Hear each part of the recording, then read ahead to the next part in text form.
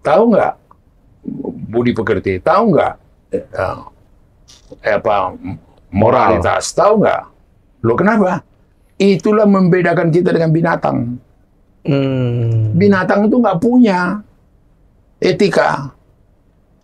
Iya, mau bersetubuh anjing di pinggir jalan itu nggak ada urusan. Karena ada panglima di Jawa Tengah, gubernur membuat seluruh atap di Jawa Tengah dibikin cat kuning. Seluruh rumah-rumah, gitu loh.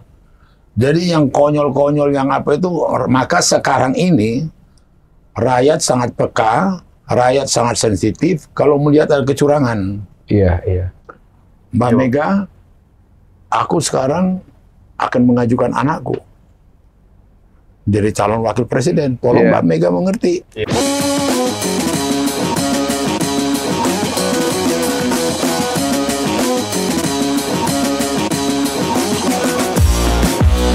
Halo penonton setia Keadilan TV, jumpa lagi kita di YouTube channel Keadilan TV. Di podcast hari ini masih bersama saya Jerry, ditemani oleh kawan saya setia, Bung Arif.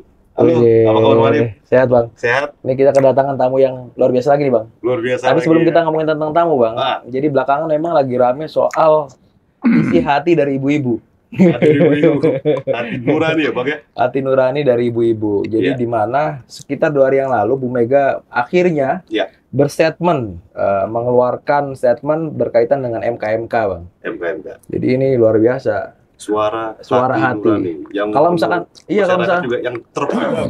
Iya, dan bobotnya luar biasa loh. Luar biasa karena apa? Pertama, Bu Mega itu mengatasnamakan dirinya sebagai anak bangsa. Yes. Yang kedua sebagai presiden kelima. Yang ketiga sebagai ketua umum. Artinya 3 ini ia sampaikan. Jadi luar biasa. Tapi sebelum kita masuk pembahasan, mau saya sedikit gelitik dulu. Ini kaosnya keren banget nih, merah-merah corona. Ini kayak pernah lihat di YouTube yang lain gitu. Ini si worong-worong 1944. Limited edition. Limited edition. Yang keren, punya ya? Yang hanya dekat sama Bang Panda. Dan kebetulan sosok di kaos ini akan kita undang. Betul. Bang Jan juga kayak ikut Pak Jokowi waktu masih sederhana deh. Iya, kalau saya rindu. Emang Pak Mahfud doang yang bisa 5 tahun nyimpen baju putih. Saya juga bisa hampir 11 tahun lebih, cerita 2012 pilgubnya Pak Jokowi. Iya. Oke, langsung aja Bang. Kita kenalkan narasumber kita, politikus senior, salah satu pendiri partai juga di PDI Perjuangan, wartawan sedap. Iya benar. Jadi kalau kita pengen tahu sejarah politik, inilah sejarah berjalan kita. The one and only Bang Panda Nababan. Halo Bang. Hai. Sehat? Walafiat. Ini kita sama-sama nih Bang, merah-merah Bang. Iya. Iya ya. Biasanya kalau orang PDIP biasanya hitam. Itu. Agak berkabung. Sekarang berarti Bang Panda udah semangat lagi, dia udah nggak berkabung lagi Bang. Udah nggak hitam lagi soalnya. Iya. Jadi kita pengen ngomongin tentang MK Bang. Di mana MK ini kemarin sudah diputuskan MK dan hasilnya Anwar Usman sebagai ketua Mahkamah Konstitusi itu diberhentikan sebagai ketuanya Bang. Dan nggak boleh menangani kasus-kasus pemilu. Dan baru saja kemarin Bu Mega itu menyampaikan ini merupakan cahaya bagi demokrasi di Indonesia. Di mana Bu Mega adalah orang pertama atau presiden pertama yang menteken, bahkan beliau sendiri yang katanya memilih tempat yang strategis dekat istana. Ring 1. Gimana pendapat Abang? Jadi ada 2 yang paling bersejarah selama kepemimpinan Ibu Mega sebagai presiden. Di samping tadi yang Mahkamah Konstitusi, karena perintah daripada undang-undang, amandemen daripada undang-undang, harus membentuk Mahkamah Konstitusi sebagai institusi tertinggi yang menjadi wasit, menjadi yang mengawal dilaksanakannya betul-betul undang-undang, terutama yang berkaitan dengan pemilihan umum. Kemudian yang kedua dari Ibu Megawati, bahwa pada era dialah dimulainya satu pemilihan umum yang langsung bebas dan bersih daripada intimidasi.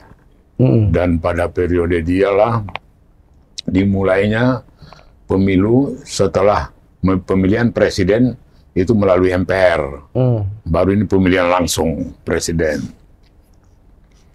Dan kemudian Megawati berhasil mencetak sejarah dengan tinta emas bahwa selama dia berkewajiban menyelenggarakan pemilu pada waktu itu jauh daripada intimidasi, jauh dari teror, jauh dari black campaign, ya, betul-betul berlangsung yang jujur, fair, dan tidak ada ambisi dia membuat akal-akalan supaya dia yang terpilih.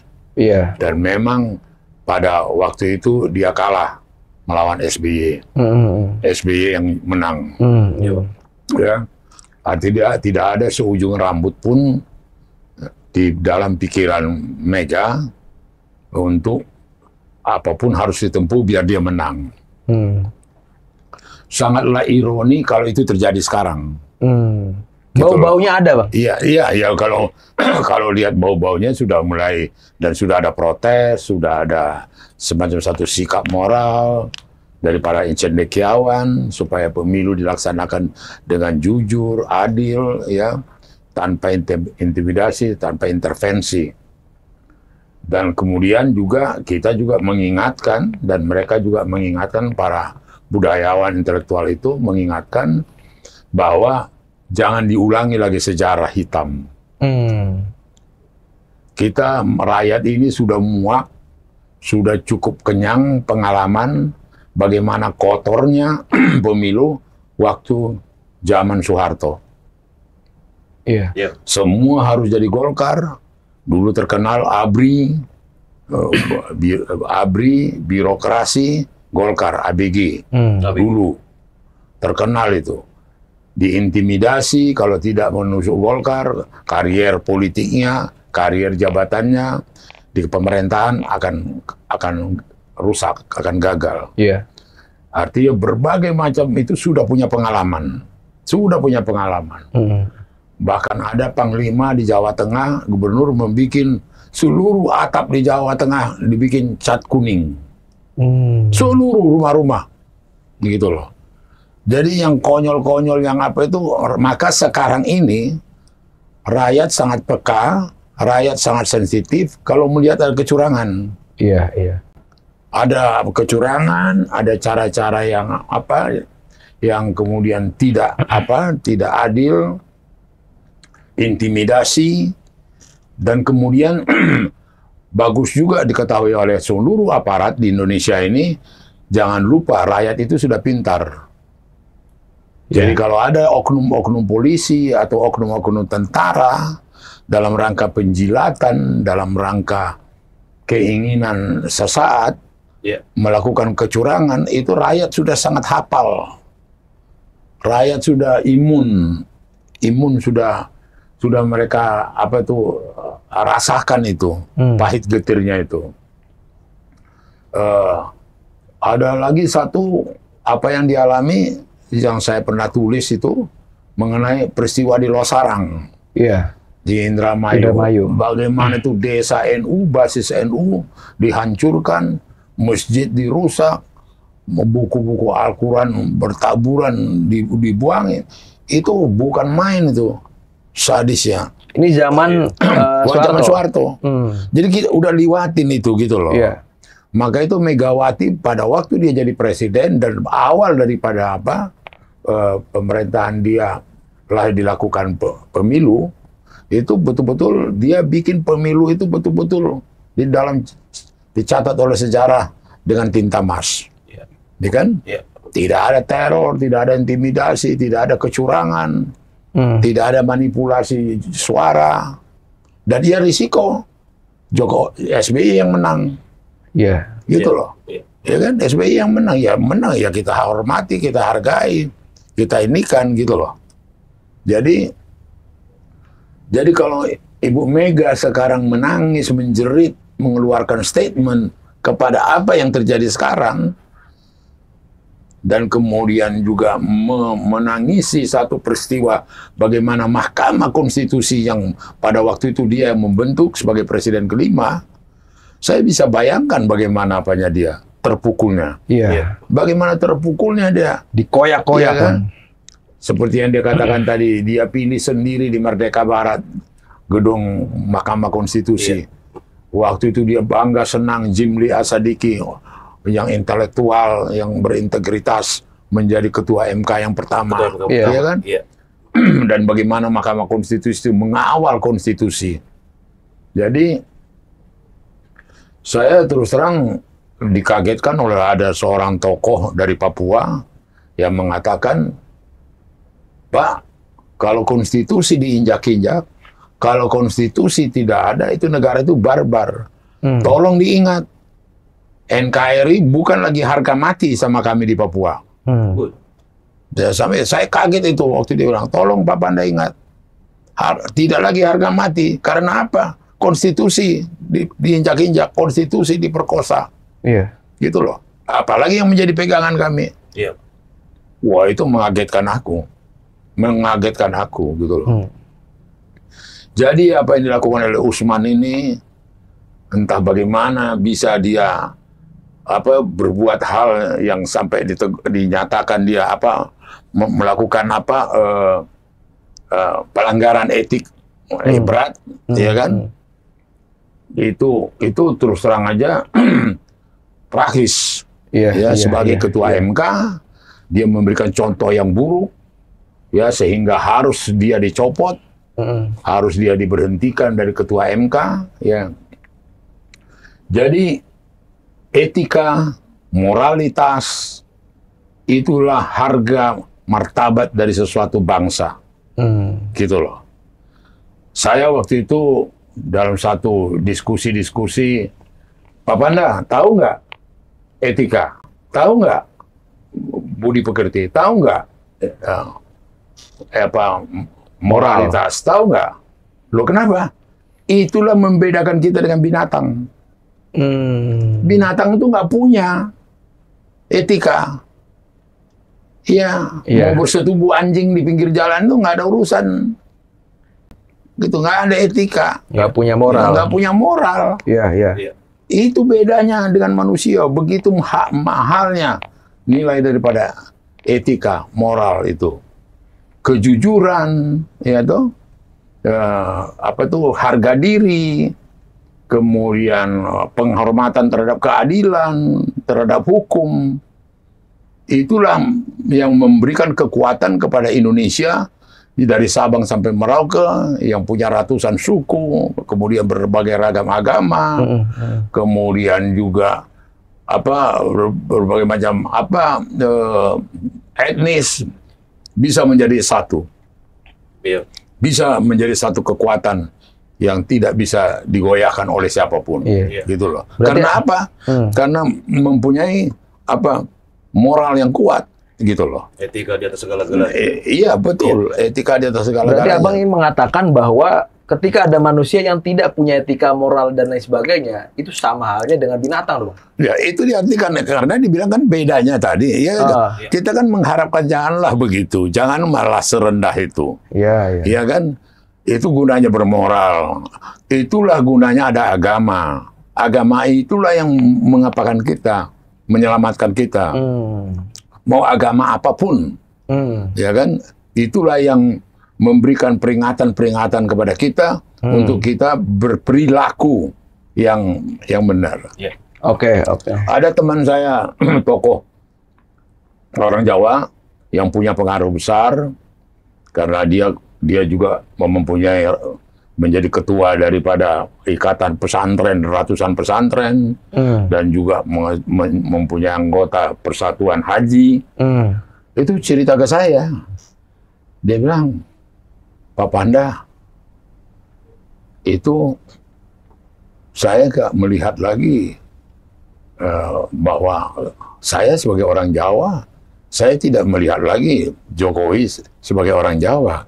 Loh, kenapa? Orang Jawa itu punya prinsip mikul dhuwur mendem jero. Memikul yang baik, yang mulia, memendam, mengubur yang jelek. Gitu loh. Jadi dia sudah mendapat dari Ibu Megawati. Ya. mendapat dur dari Bu Megawati. Itu dipikul, dihormati. Katakanlah ada yang tidak baik dari Mega ke dia, itu dipendam, mendam jero. Gitu ya. Wah, itu yang membuat aku sedih. Itu yang membuat aku terkesima. Apa iya sudah sampai ke situ, gitu loh. Jadi dalam hal ini reaksi-reaksi yang timbul, dan kebetulan saya sendiri cukup dekat, selama ini saya tahu cukup dekat dengan Mas Jokowi. Kalau kami kedua ketemu, Mas Panda, dia bilang, aku bilang Mas Jokowi, itu kemudian saya melihat perubahan-perubahan yang begini drastis. Yang terus terang aja, di luar daripada nalar saya, di luar daripada pemahaman saya, yang kemudian kok segampang itu, membuat pernyataan-pernyataan yang kemudian terkesan pernyataannya itu membuat dia pelintat-pelintut, membuat dia tidak punya pendirian. Itu ambil contoh yang semua orang udah tahu. Baru 2 tahun jadi wali kota, belum punya pengalaman. Jangan mengada-ada lah. Nggak logis. Nggak logis. Nggak sampai 6 bulan kemudian, ya sebagai orang tua direstui, saya merestui, saya mengapakan. Berarti membenarkan. Iya kan? Coba dalam pengertian-pengertian yang begitu. Kemudian yang saya lihat, kenapa tidak jujur, terbuka, kemudian berterus terang. Apalagi juga anaknya. Saya malah waktu ketemu Gibran, aku di Bogor pagi-pagi, waktu jalan kaki pagi itu segala macam. Dia dengan bangga mengatakan, nanti saya jadi jurkamnya Pak Ganjar. Ini ada fotonya juga nih. Ada fotonya kita kulik cerita Bang Pada ini, cerita di balik foto, waktu jadi gubernur.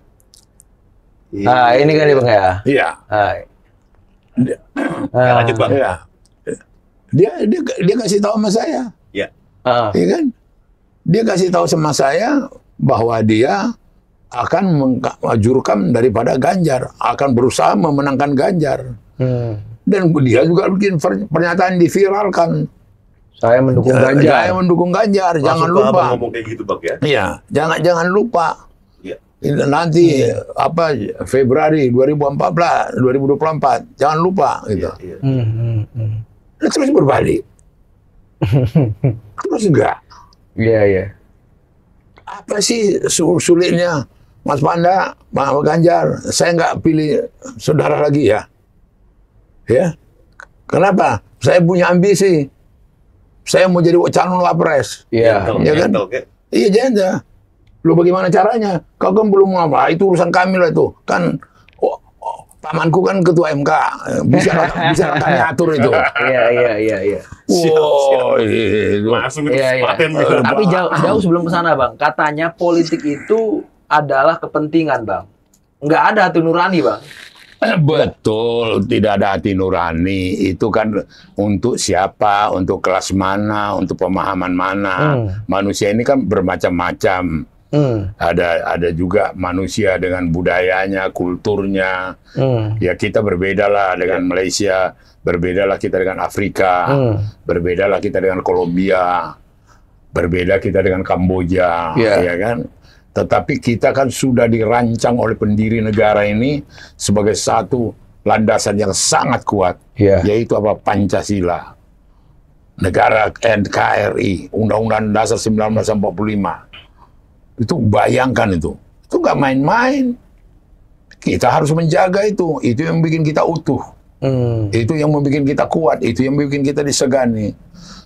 Tetapi kalau demi keinginan sesuatu, demi nafsu ingin berkuasa atau apa, harus berbohong, saya pikir kita prihatin. Harus berbohong, harus kemudian memutarbalikkan cerita. Sama itu seperti apa itu? Ada kampanye yang mengatakan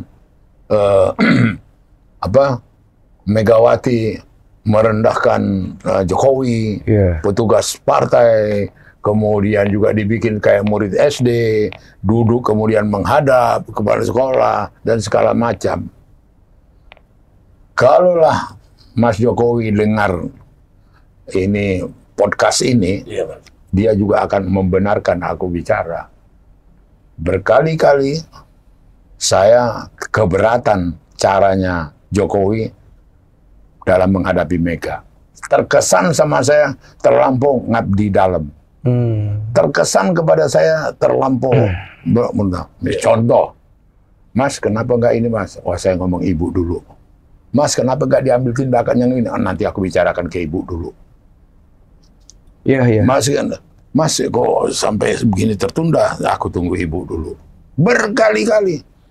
Bahkan jujur Mas Jokowi, saya sering kasih tahu sama dia bagaimana teknik yang melawan Mega. Berargumentasi, iya benar. Saya kasih tahu. Untuk memperkuat statement Bang Padang ini, ada cerita di balik foto, momen kedekatan Bang Padang dan sering banyak diskusi. Salah satunya sama cerita Bang. Beberapa diskusi ya di dalam pesawat. Ini ya terus terang aja. 30.000 kaki di atas permukaan laut, naik pesawat kepresidenan. Dalam penerbangan itu, saya dapat kesempatan berdua kami di ruang VVIP membicarakan apa. Dia cerita ke saya bahwa Megawati, JK, dan kemudian Surya Paloh tidak menerima Luhut masuk di kabinet.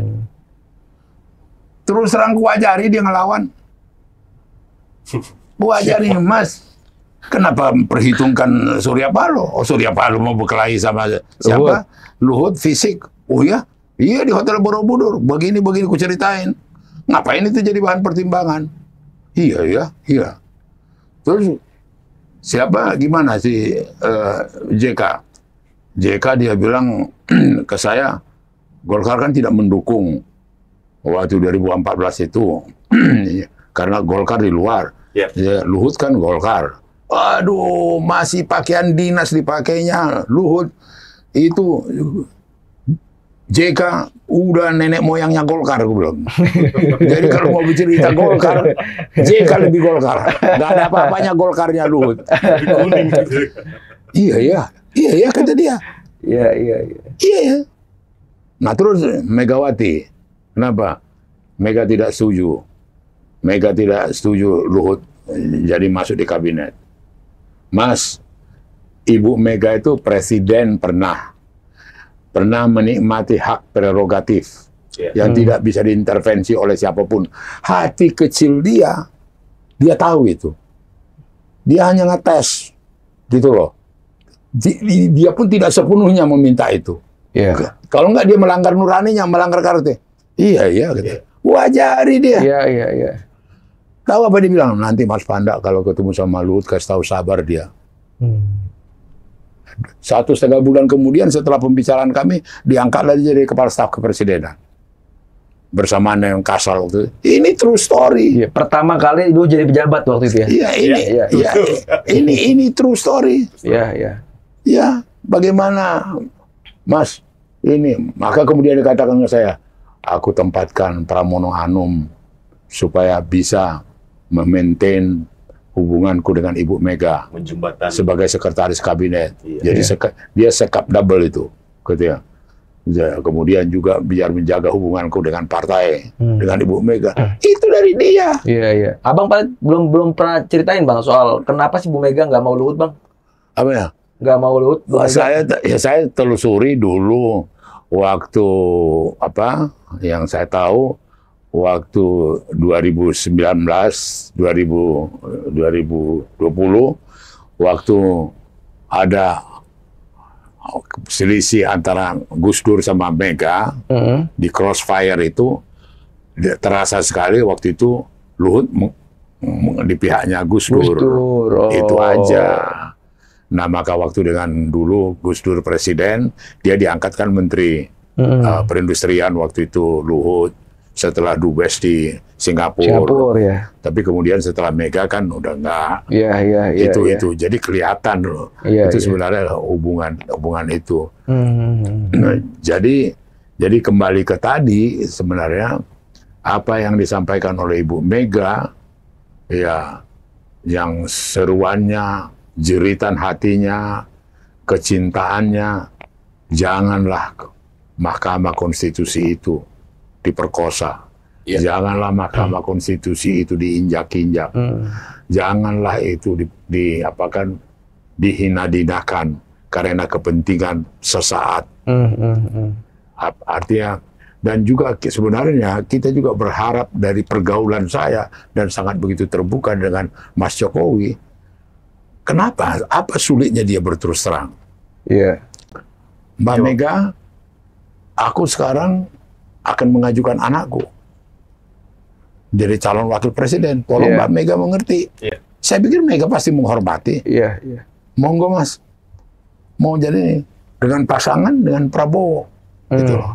Jadi kalau dulu 2 periode partai yang Mbak Mega pimpin, PDI Perjuangan, memperjuangkan saya untuk jadi presiden, ini kali lain. Saya tidak lagi dengan PDI Perjuangan.